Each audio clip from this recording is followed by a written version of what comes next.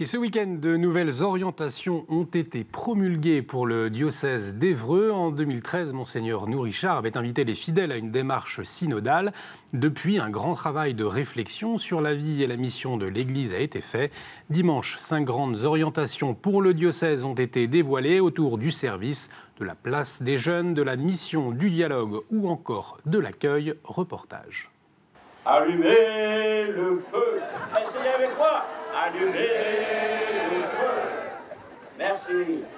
Ce dimanche après-midi, ambiance festive pendant la messe. C'est une Pentecôte un peu particulière pour le diocèse d'Évreux, qui conclut aujourd'hui sa démarche synodale. Les points saillants de cette démarche synodale, c'est de redonner confiance, espérance aux uns et aux autres. Ils sont moins nombreux dans le diocèse qu'il y a quelques années. Ce n'est pas un scoop.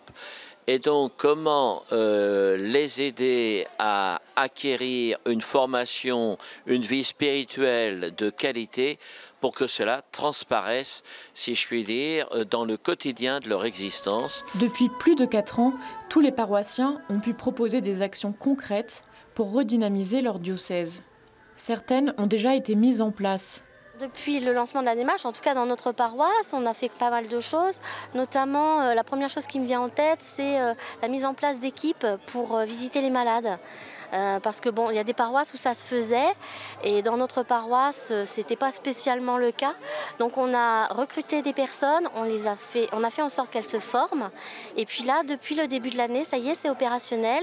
Et donc les malades, les personnes âgées, enfin toutes les personnes en détresse qui ne peuvent pas aller vers l'église sont visitées. Autre mesure annoncée ce jour-là, une charte de jumelage entre le diocèse d'Évreux et celui de Boma, en République démocratique du Congo, pour oser ensemble la catholicité missionnaire.